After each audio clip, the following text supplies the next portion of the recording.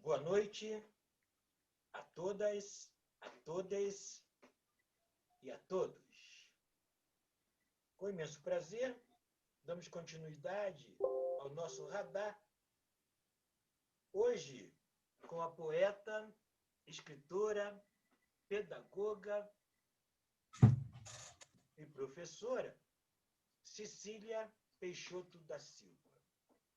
Cecília Peixoto da Silva é educadora de Salvador, Bahia, mulher negra, professora da Rede Pública Estadual de Ensino e aposentada na rede privada de ensino.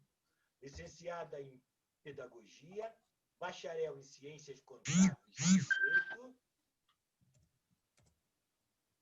pós-graduada em Educação Matemática e Educação de Jovens e Adultos, na EJA, curso de extensão em formação para ensino de História e Cultura Afro-Brasileira. Poeta, com poemas no Mulher Poesia, Antologia Poética Internacional, nos volumes 2, 3 e 4, da Cogito Editoras, também na coletânea Eclética World Brasil, Escrituras Negras, A Mulher que Reluz em Mim, e tem textos publicados no jornal Ébano, nas redes sociais e no Instituto Ori. É integrante do coletivo Angela Davis, pela Universidade Federal da Bahia, no movimento das 7 mulheres do Núcleo de Poesia e Arte e Grupo de Poesia MEL, Mulher Entre as Linhas. E era a conselheira também do Instituto Ori, Educação e Cultura. Muito obrigado pela sua presença. E em ação, mulher búfalo, deusa das tempestades, senhora dos raios explosiva e da calma e fria brisa sem alardes. Seu bailar soberano traduz elegância e encantamento. Nas asas das borboletas dita a velocidade do vento, das águas do rio Níger ao estrondar dos trovões, deusa da espada de fogo, de valentes decisões, ama de forma incondicional, de modo fiel e altaneiro. Na mesma intensidade, odeia o sofrer por um amor verdadeiro. Sensualidade, extremismo, independência, paixão, metamorfose, fidelidade, espiritualidade e tradição. Todas estas características traduzem ontem, hoje e amanhã. A mulher dos espíritos e também da caça, a guerreira e poderosa em ação. Primeiro, é um prazer recebê-la aqui, no nosso radar dos 3 mal-amados. Você agora também é um dos mal-amados. E gostaria de saber, que a gente vê que a sua escrita, a sua literatura, ela funde muito com o papo não só de ser mulher, e também de ser negra, né? Nessa comunidade, essa comunidade baiana de Salvador. Né? Então, você tem textos maravilhosos no jornal Ori, né? É jornal, posso falar assim? Que é o Instituto Ori, né? Ele tem uma publicação muito interessante, né? E você mistura bem isso. Como é que fica a sua poesia e a sua militância?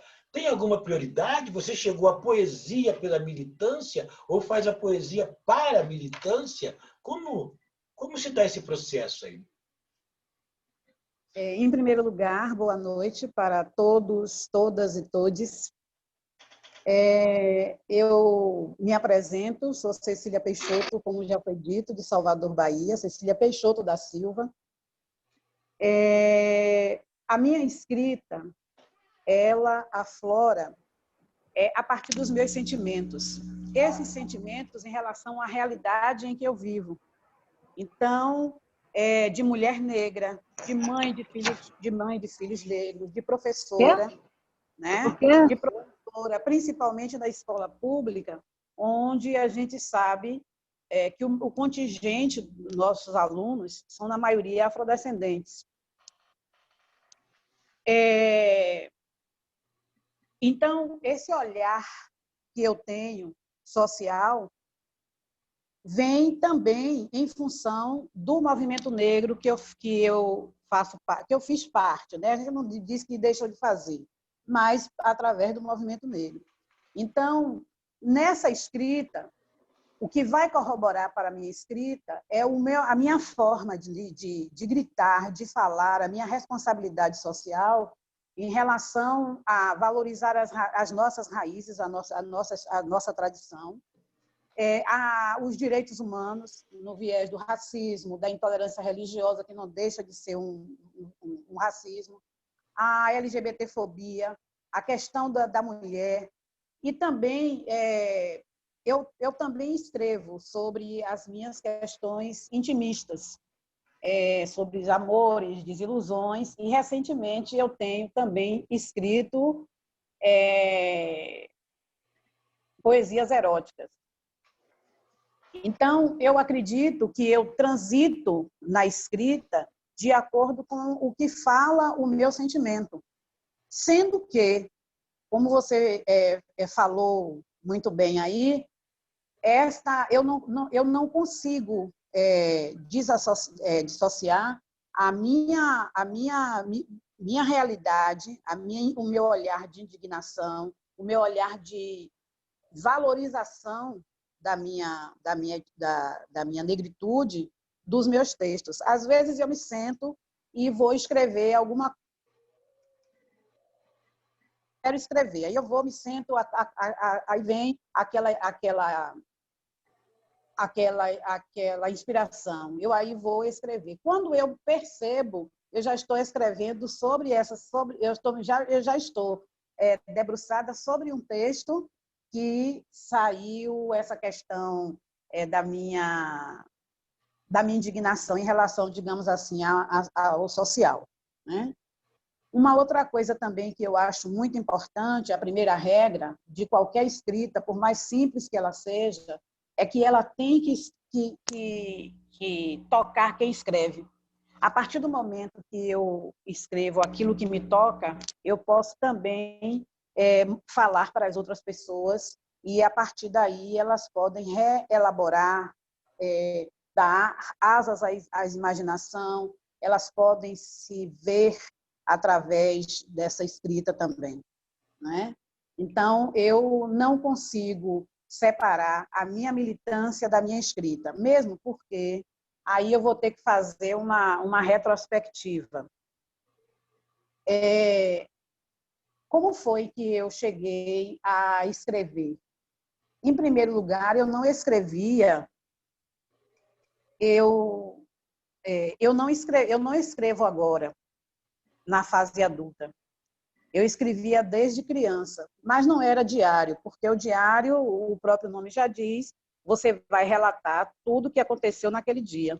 E eu tinha um caderno em que eu escrevia as coisas que me inquietavam. Então, tudo que acontecia, eu, na verdade, chamava esse meu caderno de um caderno de desabafo. Então, a partir dessa escrita, só que eu guardava, não mostrava a ninguém. E, com o passar do tempo, esse hábito, não é, de falar aquilo que eu via que me inquietava, a partir do momento que eu passei a ser uma profissional que lido com a educação, que lido com a sociedade de modo geral, esse olhar, eu sinto que ele se sobressai muito na minha escrita. Então, eu não digo a você quem chegou primeiro, não é? Eu acho que ambas se complementam. Obrigado. Josafá Santana. Boa noite. Antes de mais nada, obrigado, Cecília, por ter aceito esse convite. Obrigado aos demais colegas que estão aí a nos acompanhar. Inquietações. Não quero esperar, não há tempo. Os dias passaram e passam, mas permanece o sofrimento. O grito que antes ecoava no porão, hoje é escancarado nas metrópoles, na prisão. Há presos? Sim, muitos presos. Nos presídios, nos tabus, na cegueira do preconceito racial. nas instituições com celas seletivas da hostilidade, no consumo da ilusão de uma mídia especialista em mediocridade. Não. A homofobia, ao feminicídio, à repressão. Historicamente, fome, miséria e periferia têm cor, faces, disfarces, novas singularidades da escravidão. Extenuado da lama de escarnio, nós pretos dizemos não. Quantas Carolinas ainda vivem confinadas na exclusão? Quantos Amarildos ainda vão desaparecer no Brasil? Quantas Marielles ainda vão morrer? Rasgo um grito no silêncio, quero igualdade e poder. Resistência é meu nome. Lutar, minha realidade. Quero o meu povo preto esclarecido. Esta é a porta da libertação. Cecília, aproveitando esse poema, eu queria te perguntar o seguinte, que eu sinto que para você escrever, além de sentir, obviamente é como você consegue ver o mundo. E aí eu te pergunto, como você vê o mundo através de sua poesia? Através da minha escrita, eu procuro mostrar, né? Eu procuro denunciar o que nos faz muito mal, né? Através da minha escrita também, eu procuro ocupar um espaço como mulher, como pessoa, né? Como mulher negra. Através da minha escrita, eu estou buscando representatividade. Porque eu cheguei na sala de aula e eu falei para os alunos que eu não estaria presente no noturno, que eu dificilmente falto à escola, porque quando eu fiz o lançamento da minha primeira coletânea. Foi em 2013, 2014. E aí o menino perguntou assim, professora, a senhora escreve? Eu disse assim, eu coloco algumas palavras no papel. Aí ele ficou, mas eu não escrevi? Eu disse, eu escrevo.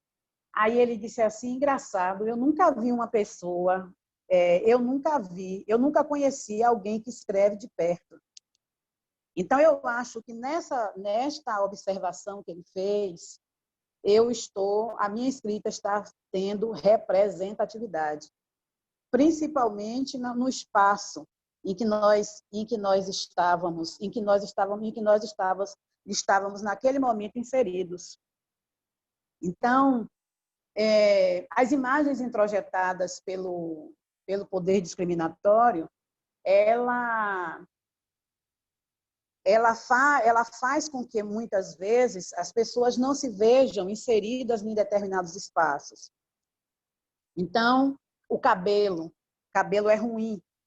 O cabelo pode ser bom, né? O cabelo pode ser bom ou ruim, não. O cabelo é liso ou crespo, mas o racismo, ele colocou o cabelo ruim. Os lábios. Quando você vê uma escrita, nós encontramos determinadas... falando sobre um personagem, ele fala em lábios, mas quando se refere à comunidade de modo geral, fala até em alguns livros, né, da literatura, beiços. E assim são outras características. Então, eu acho que a minha escrita ela vem na contramão na desconstrução desses valores que tanto nos separam enquanto seres que têm os mesmos direitos. Obrigado, Cecília. Fernando, a bola é sua.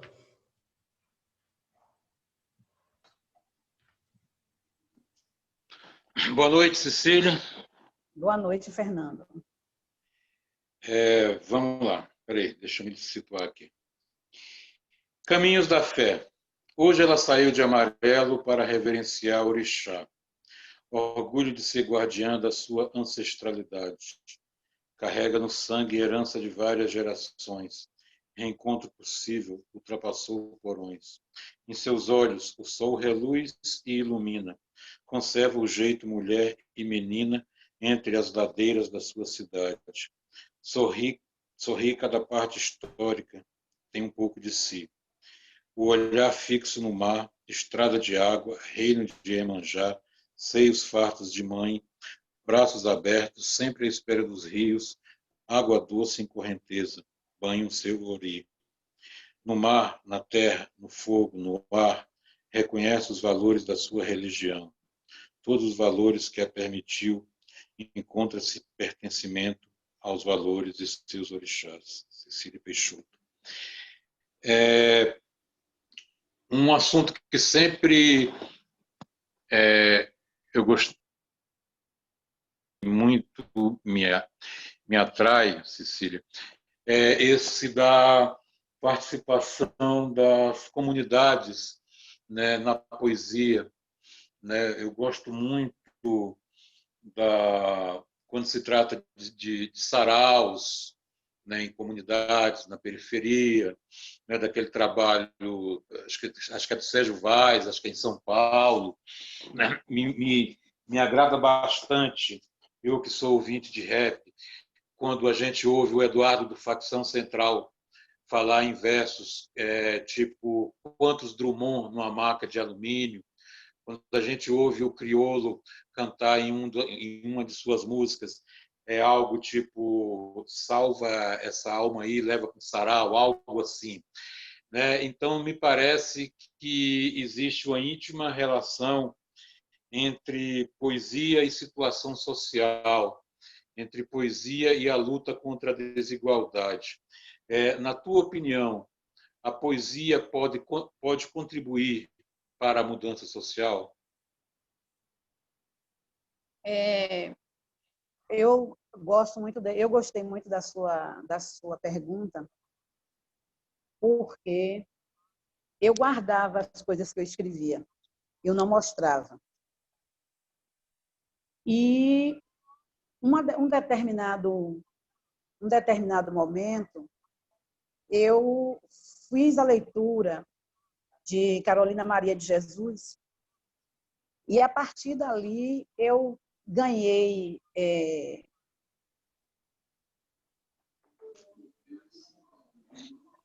tive assim como se fosse um incentivo para mostrar aquilo que eu escrevia.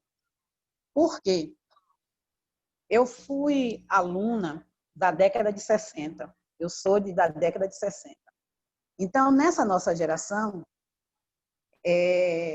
nós passamos justamente também pelo período da ditadura, um currículo engessado com o SPB, Educação Moral e Cívica, que algumas pessoas estão tentando, inclusive, resgatar.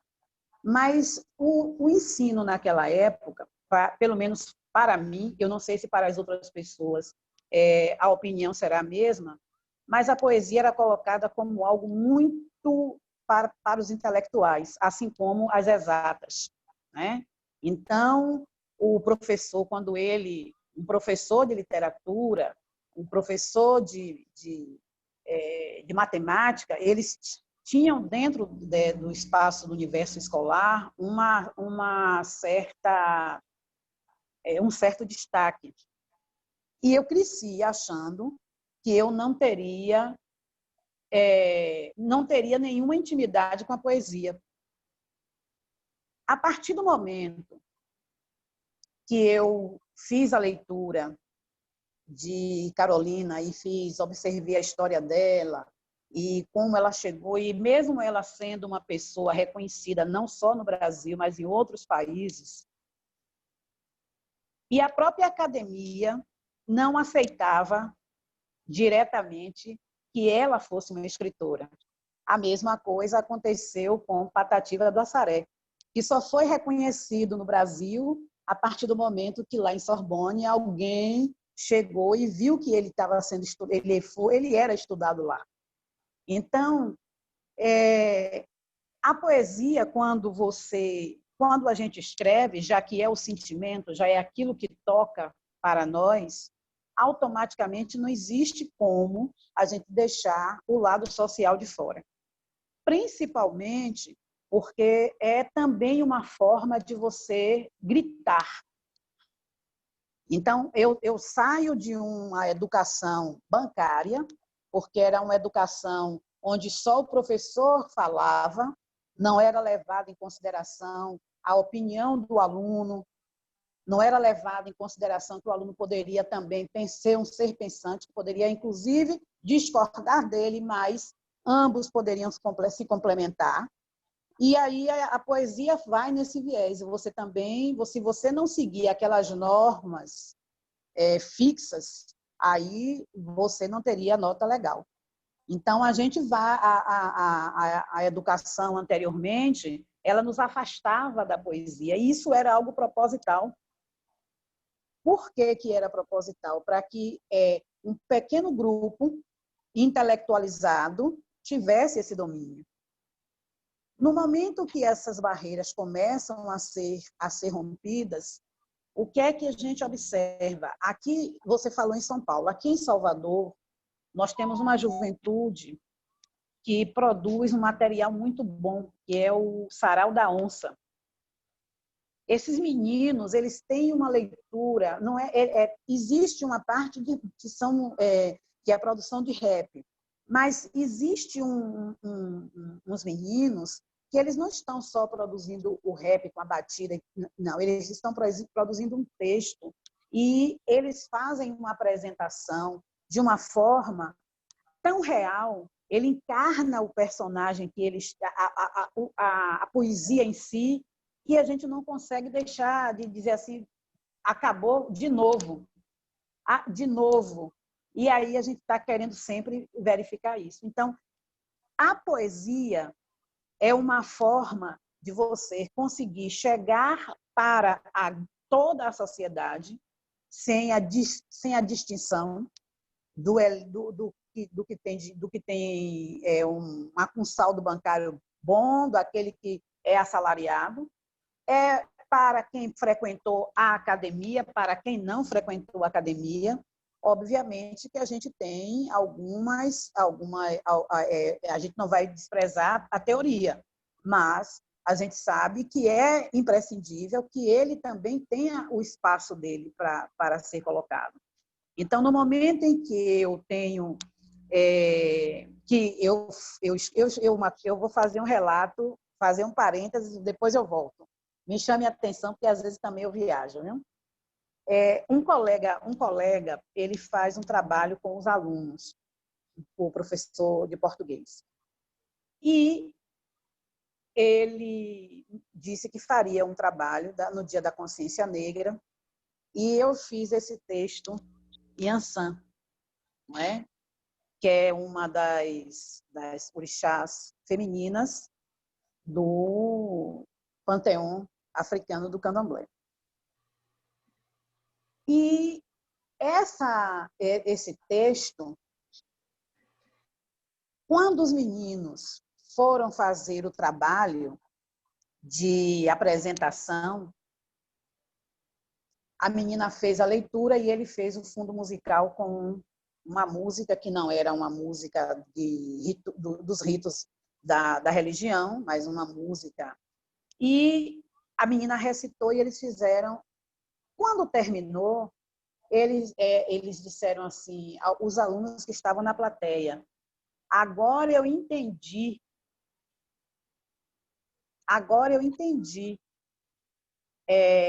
como se eles tivessem desmistificado aquela ideia de que Oiá era uma coisa que não servia, que era algo que ele tinha escutado, que normalmente a gente sabe que não é segredo, que o candomblé para algumas pessoas é tipo uma religião demoníaca.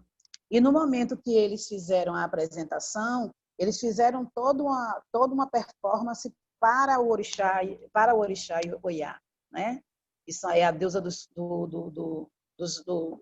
trovões. Então, o que é que aconteceu com isso? A poesia, a arte de modo geral, porque Teve a música, teve a encenação e teve a poesia. Então, a poesia foi a ponte, foi um elo de ligação para contribuir para desmistificar algo que foi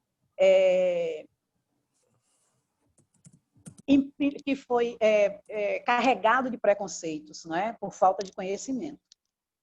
Então, esse texto, para mim, é muito caro, no sentido em que ele demonstra, não é, a utilidade da poesia, o valor da poesia, quando ela não está apenas restrito à escrita para mim dentro de um livro aqui fechado, não é? Então, eu acho que essa é a maior vantagem que eu encontro para explicar, né, esse seu questionamento, porque aí eu tenho uma parte prática, que foi a contribuir para isso. Uma outra coisa também, aí eu vou voltar. Eu trabalho com matemática. E os meninos perguntavam: professora, a senhora é professora de português ou de matemática? Por quê? Porque as minhas avaliações, elas nunca eu começo uma avaliação, eu tenho mais de 30 anos de escola. Eu nunca comecei uma avaliação sem uma mensagem. Porque, na minha época, entregar um papel simplesmente e deixar lá, não era... Eu era uma frieza muito grande. E eu sempre criei a depender do dia, a depender do mês. Então, eu sempre criava uma mensagem e as minhas questões eram todas amarradas em textos e curtos, não é? Também não fazia um texto enorme porque não tinha sentido. Mas o meu conteúdo todo era trabalhado amarrado em texto. E como eu também trabalhei muito tempo no magistério, com formação de professores, a minha metodologia sempre tinha os textos para que eles conseguissem perceber o conteúdo, mas com uma linguagem que fosse mais, que humanizasse mais a parte de exatas. Então, eu acho que essa também foi uma das contribuições que eu encontrei na poesia, utilidade da poesia. Enfim, quando a gente sai, que olha de manhã, não é? Você sai num dia ensolarado, você olha para amanhã, você contempla aquela beleza e você fala algo, você está fazendo uma poesia também. Você não vai registrar, muitas vezes, não tem a ideia, mas realmente a poesia, ela nos fortalece, ela nos fortalece, ela nos ajuda. E ela no universo, se a escola investisse mais na poesia como forma de metodologia para trabalhar os conteúdos de modo geral, eu acredito que nós teríamos um estímulo muito maior, tanto para a leitura como para a produção, né? Mas o que esperar de um país em que a área de educação e a área do conhecimento, as verbas, elas são cortadas, né? Então, não sei se eu atendi a sua expectativa, mas... Obrigado. Cecília, eu também sou das exatas, eu sou físico. E coincidência, quando eu dava aula, no meu tempo, eu também colocava sempre um poeminha, né? Dos alunos. Eu acho muito interessante. E queríamos ouvir na sua voz um poema de Cecília Peixoto, Ceci por Ceci. A Universidade do Estado da Bahia, que é a UNEB, o Departamento de Humanidades, eles fizeram um concurso aberto ao público sobre a quarentena, com o tema A Quarentena. E eu fiz a inscrição e fui uma das selecionadas. E eles vão lançar agora, ficaram de lançar agora entre outubro e novembro. Como não aconteceu em outubro, provavelmente deve ser agora em novembro. E o título deste poema é Quarentena, Reflexões e Sonhos. O frio, a fome e incertezas habitam as marquises. Nas ruas vazias, o impacto da solidão. Olhares lúgubres, perdidos em si mesmos, jogados nas marquises, andarilhos a ermos. O mundo em volta se fecha em copas. Um estranho silêncio, buzinas entupidas. Alheios à quarentena, alijados do conhecimento, a nova doença é mais uma forma de sofrimento. Vivem à margem de uma sociedade evoluída, indiferentes à moda, à mídia, e eu só estou batendo a mão aqui, desculpem, indiferentes à moda, à mídia, ao poder do capital. Com vestes de desesperança, vagueiam na cidade. Não têm direito a isolamento, respeito e dignidade. São invisíveis aos olhos dos seus pares e da lei. Inúmeras vezes julgados por ter vícios insólitos. Uma legião de seres sem expectativas ou trajetórias. A exclusão teima em repetir o período abjeto da história. Sonho com mudanças reais, em futuro breve. A discriminação, o racismo, as diferenças serão passado. Florescerão novas gerações, outros sentidos para a humanidade. Através da educação, plantaremos sementes de solidariedade. Não haverá armadilhas, à espreita ou bala perdida. Não haverá medo da morte por ser confundido ou confundida. Terá fartura na mesa sem auxílio emergencial. Emprego para todos. Acesso à saúde sem sangue no jornal. Cecília Peixoto, Quarentena, Reflexões e Sonhos. Muito bom, muito bom. E Cecília, a poesia ela tem muito a ver com leitura, com quem a gente se espelha, né? Tem sempre um espelho. E quem são os seus espelhos? Como é que você tivesse que citar assim, poetas que influenciam na sua poesia, que fazem você escrever? Você tem algum espelho? A minha influência maior foi da escritora, como eu lhe falei, Carolina, né, de Jesus, que foi assim conhecer a história e a escrita de Carolina. Tem também aqui em Salvador a Lívia Natália, eu também gosto muito da escrita de Lívia. Tem a Alessandra Sampaio, que foi uma das fundadoras da Quartinha de Aroá. Ela já publicou vários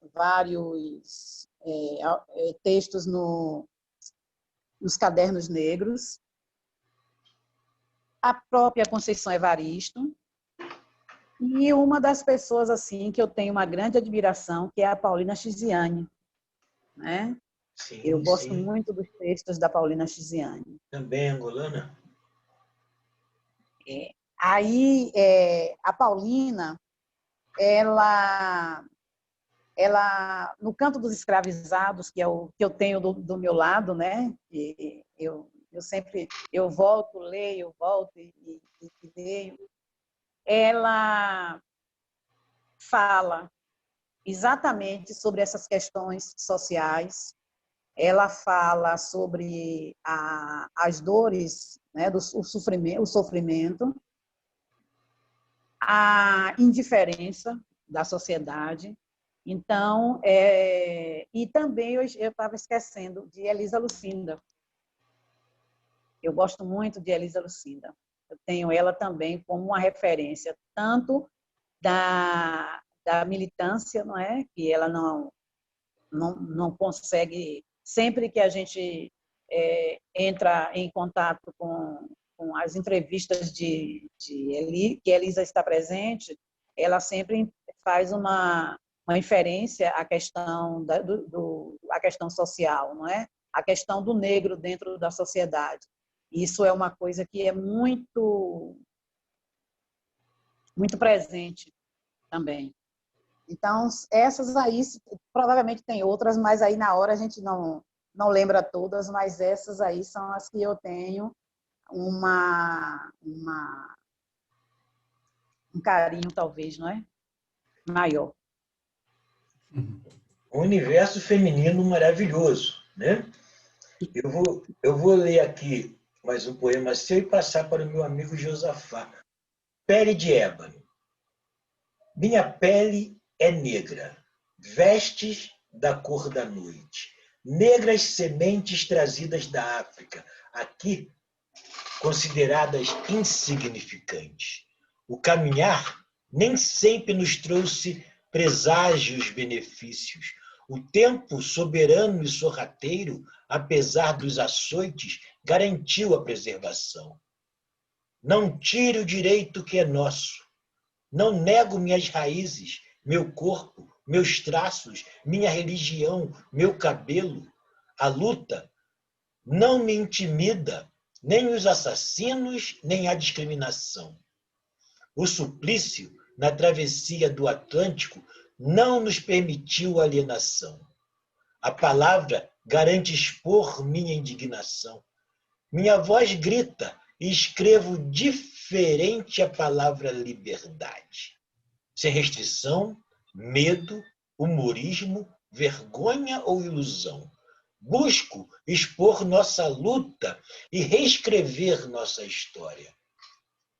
Homens e mulheres da pele ébano, no coração carregam decepção e mágoa. A fortaleza é nosso escudo, a resistência, nossa arma, a sobrevivência dos costumes e tradições, nossa vitória. Cecília Peixoto. Josafá Santana.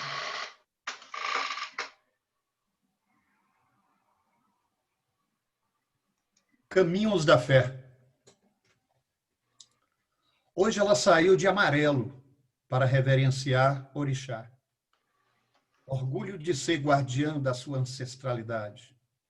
Carrega no sangue herança de várias gerações.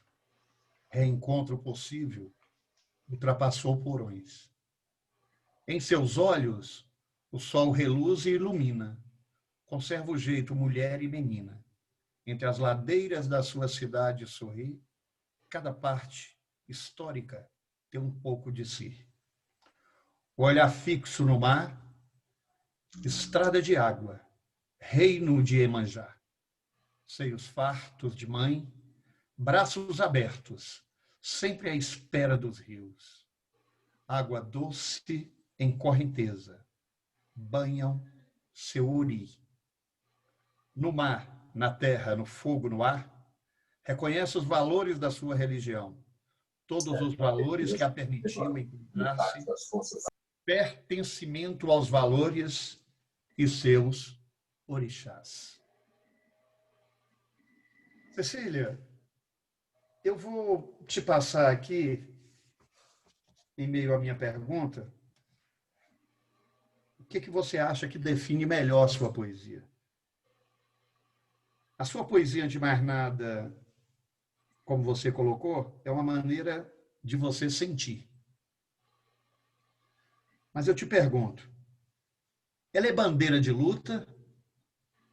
É vivência? É resistência? É grito? É expressão de ataque ou de luta? A minha, a minha poesia, além de sentir, ela pode ser protesto, ela pode ser grito, ela pode ser resistência e ela pode ser expressão de luta. Ataque, não. No dia que, quando acontece algum fato que me chama muito a atenção, existe uma inquietação, aí eu tenho que colocar no papel. Então, a morte daquele menino, do Miguel, foi um exemplo desse. Então, eu vou dizer que essa poesia, aí eu estou falando em relação a um protesto, a um grito, né? A minha poesia é resistência quando eu reafirmo os meus valores da minha ancestralidade africana. Que tem um texto que é o afirmações e reafirmação, que eu digo, eu tenho orgulho da minha ancestralidade africana, do DNA da minha origem. Então, a minha poesia também, ela vem em forma de resistência, né? De reafirmação dos meus valores. Quando eu falo sobre Iemanjá, quando eu falo sobre Oiá, quando eu cito as coisas, algo que permeia o universo da religião de matriz africana, eu estou também mostrando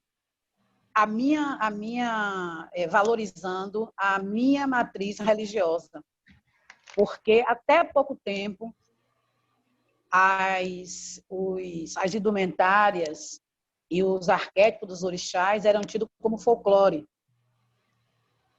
Né? As escolas passavam isso. A partir de um trabalho que começou a ser feito, isso, fruto dos movimentos também, essa realidade ela muda um pouco, embora ela ainda ela permaneça no inconsciente coletivo de muitos, porque o processo de desconstrução é muito mais delicado do que um processo de construção.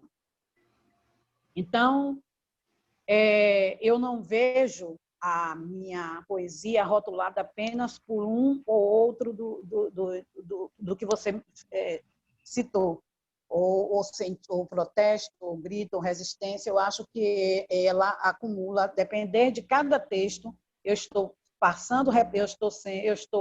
reafirmando a representatividade, eu estou fazendo um protesto, eu estou fazendo um grito, eu estou delimitando um território, eu estou expressando uma luta também. Então, essa é a minha forma de porque quando eu, estudante, que abria os livros de história, eu nunca percebi a história da África. Eu percebia o que era trabalhado nos livros era que a Europa era o centro do conhecimento, não é? Os indígenas não foram submissos à escravidão, porque eles eram rebeldes, mas o negro se acomodou, o que é uma mentira, uma falsa verdade. Então, eu posso, através da minha expressão, fazer dos meus textos ou da minha poesia, essa expressão de luta também. Então, muitas vezes, o racismo e o preconceito ele permanece porque as pessoas desconhecem a história. E aquilo que você desconhece, tudo que lhe disserem vai estar certo. Passa a ser uma verdade. É como Marcus Garvey falou, que um povo sem o conhecimento da sua história, origem e cultura é como árvores sem raízes, né? E o Januário Garcia tem uma frase perfeita do Januário Garcia, em que ele diz: existe uma história do povo negro sem o Brasil, mas não existe uma história do Brasil sem o povo negro. Então, através da minha poesia, eu posso exatamente comprovar o que é essa afirmação de Januário Garcia. né? Nós sabemos que, até então, algumas pessoas até criticam a literatura negra. Por quê literatura negra? Porque você está reafirmando os valores, você está falando sobre isso. Quando a escravidão, no período da escravidão, o negro não teve acesso ao conhecimento. Era proibido o escravo estudar. Ele não podia estudar. Ah, mas ensinavam, isso aí são coisas, exceções e casos pontuais. No momento em que ele fica ali, vem as leis que aos poucos vai dando uma determinada liberdade, ventre livre, sexagenários e tal, como é que ele vai estudar? E mesmo depois que houve a libertação. Por quê? Porque para estudar, ele teria que cumprir alguns requisitos. E aí o que foi que aconteceu? Ele não poderia arcar com material escolar, ele não poderia comprar sapato, porque a escola não permitia que entrasse descalço. Ele não poderia comprar o uniforme que era exigido. Então, essa foi mais um fator de impedimento, de interdição, para que ele tivesse acesso à escola, à educação. E hoje, com a evolução, a gente vai percebendo que, a partir do momento que a sociedade evolui, o racismo ele cria novas nuances, não é? Outros fatores impeditivos também acontecem. E aí a gente verifica o fosso entre a escola pública e a escola particular. A questão da evasão. Agora mesmo, na pandemia, a gente verifica. Quem é que saiu perdendo? Todos saímos perdendo. Mas a diferença maior está onde? Na escola, no ensino público ou no ensino privado. Isso é fato. Então, no momento em que eu escrevo, tanto os textos em prosa, como eu escrevo os meus textos em poesia, eu também estou falando sobre todas essas questões de uma maneira não é nem uma maneira implícita, mas está diretamente relacionada a esta minha forma de expressão.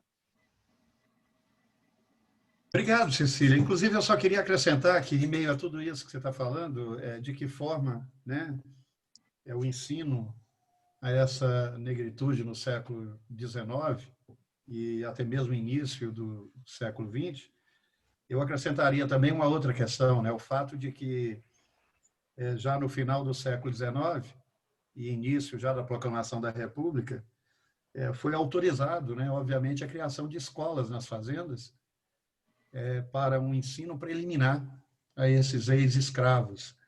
Só que imagine só, quem tinha que arcar com os custos era exatamente aquele que era dono da terra. Obviamente, isso nunca aconteceu. Obrigado, Cecília. Passo a bola para o Jorge. Antes de passar para o Jorge, eu queria fazer só uma observação. Esse fato que você trouxe aí é um fato que aconteceu na minha família. Não é? A minha tetravó foi uma mulher escravizada, inclusive ela foi uma das únicas mulheres no Nordeste tropeira, que era que levava as mercadorias naquelas tropas que não era trabalho para mulher, mas ela foi uma das pioneiras.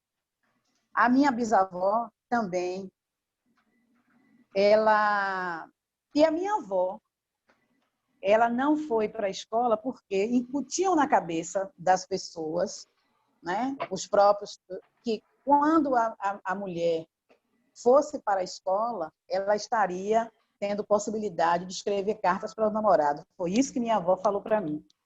E nós alfabetizamos a nossa avó com 60 e poucos anos. Eu e meu irmão, nós alfabetizamos a minha avó em casa. Então, só um relato para corroborar com a sua observação. Jorge, a bola é sua, Jorge. Muito bom. Eu acredito que nós, negros, nós afrodescendentes, temos muitas histórias para contar nesse sentido de como nós fomos privados de educação, né? Então, você vê, tiveram leis que abriram a escola, mas o negro tinha que apresentar atestado de vacina, E naquele tempo não tinha SUS, você tinha todo o envolvimento para ter as vacinas da época e o negro não conseguia e ele continuava ausente à escola. Né? Eu acho isso aí é uma coisa importantíssima, que vem até hoje acontece, né? O negro ainda é o excluído da educação. A educação brasileira não foi feita para o povo negro. Isso aí é uma coisa que a gente tem vigente. Bem, vamos agora dar uma pausa. Só Quer falar alguma coisa? rapidamente. Sim. Nós temos, infelizmente, no Brasil, dados recentes do IBGE de 2018, mais de 11 milhões de analfabetos, de 15 anos para cima. Então, a gente já sabe, no próprio estudo do IBGE, a gente vai, no recorte gênero e raça, a gente vai perceber que a maioria são afrodescendentes, sendo que as mulheres, ultimamente, têm se desenvolvido uma taxa um pouco melhor do que os homens, não é? Mas, de qualquer forma, 11 milhões é muita coisa. Isso aí. Vamos agora encerrar nossa primeira parte. E agora, na segunda parte, as pessoas... Antes de você encerrar a segunda parte, eu poderia só fazer a leitura de um poema claro. sobre... quando eu falei da questão ainda falando sobre a pergunta de Josafá. No dia que o menino Miguel faleceu, eu fiquei muito entristecida por conta da forma, da circunstância e tudo mais. E eu não fico vendo o canal televisão, eu aboli um pouco porque eu acredito que a gente não tenha muitas expectativas positivas. Mas, então, eu fiz esse texto, A Vida e a Epiderme. A exclusão pode matar, uma família chora. Uma vítima inocente tomba outro adolescente. Entre operações e incursões, periféricas comunidades agonizam. Em 6 anos, 255 mil perdas, números tios de vidas negras. Treinaram não nos reconhecer. A cor da pele é estigma. A consciência que diz ser humana exclui a descendência africana. Marielle, Iago César, Ágata Félix, Cauã Rosário, João Pedro e outros. As balas da morte eram do Estado. Mortes inocentes, a cor era o alvo. Um corpo inerte e desculpas. Mais uma preta chorando, o engano letal do seu rebento. Dados crescentes de um Estado violento. Alvejada dentro da Kombi, Ágata. Baleado dentro de casa, João Pedro. Atingido na bicicleta, Cauã Rosário. Pretos, mais um registro no obituário. Marielle Franco, mulher negra, socióloga, ativista social, vereadora. Militante da luta por igualdade. O racismo a fez vítima na cidade. É possível mudanças? Sim. A equidade é uma possibilidade real. Há seres diferentes, por epiderme, respeito. Humanidade não se mede pela cor da pele. Cecília Peixoto, A Vida e a Epiderme. Eu falei do Miguel, mas não foi esse do Miguel, esse foi o do João Pedro. O do Miguel é outro. Em outra oportunidade eu leio. Obrigado. Fim da primeira